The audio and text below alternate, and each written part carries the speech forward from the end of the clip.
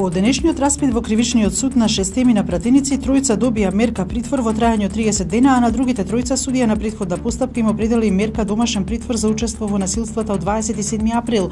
Пратениците Љубен Арнаудов, Крсто Муковски и Сашо Василевски попладнево во придружба на полициски службеници го напуштија кривичниот суд и беа внесени во полициски комбиња.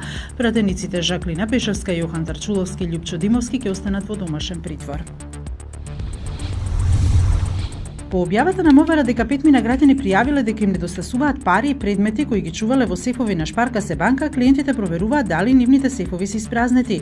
Граѓани кои чекаат во ред за проверка на својот сеф за Нова ТВ велат дека се чека повеќе од 2 часа. МВР соопшти дека известен јавен обвинител и се преземаат мерки и активности за расчистување на случајот.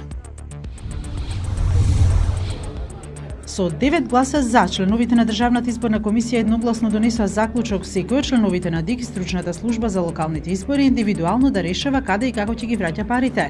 ДИК заклучи дека бидејќи нема законска можност да се отповика веќе донесена одлука во конкретниот случај за враќање на бонусите, членовите одлучија тие да бидат вратени, но секој поединечно ќе одлучи како, дали ќе бидат насочени во буџетот или пак ќе бидат донирани во хуманитарни цели. Се работи за надоместок за 4 месеци, при што членовите на комисијата добиле плати од 60 до 72.000 денари.